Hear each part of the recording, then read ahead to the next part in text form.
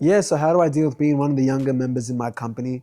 The average age in a company is around early 30s, and that's across all the countries. How do you deal with it? You just stop thinking about your age. And that took me time. And I don't perceive them as below or above or equal. It's more, we all have our own role. We're like a sports team. So if my role is coach, then my role is coach. If my role is to close deals, which it still is in many ways, then my role is to close deals. My role is to put out a client fire, and my role is to put out the client fire. So I'm quite flexible with titles. I let my team, for LinkedIn purposes, call themselves cool things. I'm like, sure, if that makes you feel better, if that helps you also in your career, no issues there. Put whatever title you think is more appropriate. So that's the first thing, kind of being titleless and fluid. I never really introduced myself as CEO, even on our team calls. People do that to me. They're like, oh, fantastic boss. I've never asked anyone in my company to call me boss ever. I just think that if you show up, this is the second thing, if you show up as a winner, people just want to be around winners. So for example, again, me closing the deal yesterday night at around 11:45 p.m., 11:30 p.m. on a Friday night after already a very tiring week for the whole team. My team, one of my account managers literally said, how can we lose when our boss is so hardworking? I didn't have to prompt her to say that. I just show up every day, cranking. And that sets the tone for everything else because the power of, or rather the character of the leader influences the culture of the people.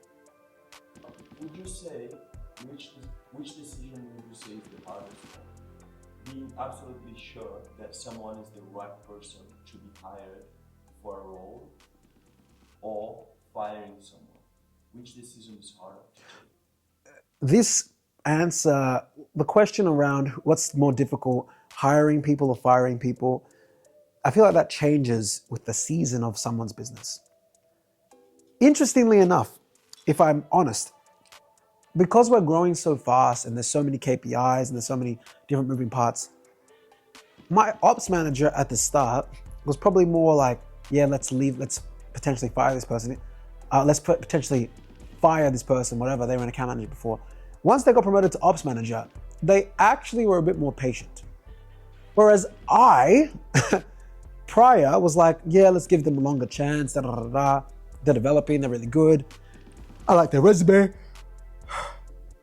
I trust them, I think they're gonna be great, whatever, let's develop them. But now I've got a shorter fuse, and this is the reality, where I'm like, guys, they're not a good fit, let's cut them. They're too slow, let's cut them. I don't want that. I don't want a parasite, essentially, infiltrating the company, right? So, yeah, because I'd like to think that I can be a bit of a kinder person, and I am quite kind, at least that's the feedback that I get from others. I tend to still give people a lot more chances than most. I give a lot of chances, and for those that know my staff in my company, you guys know what I'm saying. I give a lot of chances, months, sometimes to my detriment. But because we're growing so fast, usually within the first 1 to 3 weeks, I can kind of tell if someone's going to be able to stick around. And it's stick around because it's high performance. So I don't even have to say anything. Once you get out of Slack, it's like, whoa, like there's so much speed that if you're sick for like 2 days, we have everything most things documented with AI, which is good. Like you can just check like the AI channel and you can look at all the meeting notes that you've missed. But it's like you could have missed 4 new clients added to the company by being sick for 2 days. So to a lot of you watching, you're like, that sounds super exciting. Revenue's growing, more money, whatever. But what you guys don't understand is like every new person that's hired has their own trauma, has their own brother, sister, their own breakup, their own sicknesses, their own needs, their own wants, their own dreams, right? There was a week or like a month, end of last year, where like 3 or 4 of our staff, they had like a family member pass away in the same month. And I just had to like, obviously let them just like recover and rest. I've had people pass away last year as well. Like, again, my role is different. My role is general, it's CEO. So I need to keep staying in the battle. That's my role. But again, for someone on my team, yeah, take the week off, man. Take 2 weeks off. This is your dad. That's so terrible. That's painful. That's your sister. That's horrible. That's your grandmother, right? So you have to really be able to manage yourself so people can look at you as solidarity. And that doesn't mean that you run away from emotions of fear. It's more that you voluntarily face them first. Because the faster you face them, the quicker people can depend on you to know which steps are next and forward. And that's beyond business. That's also in life as well.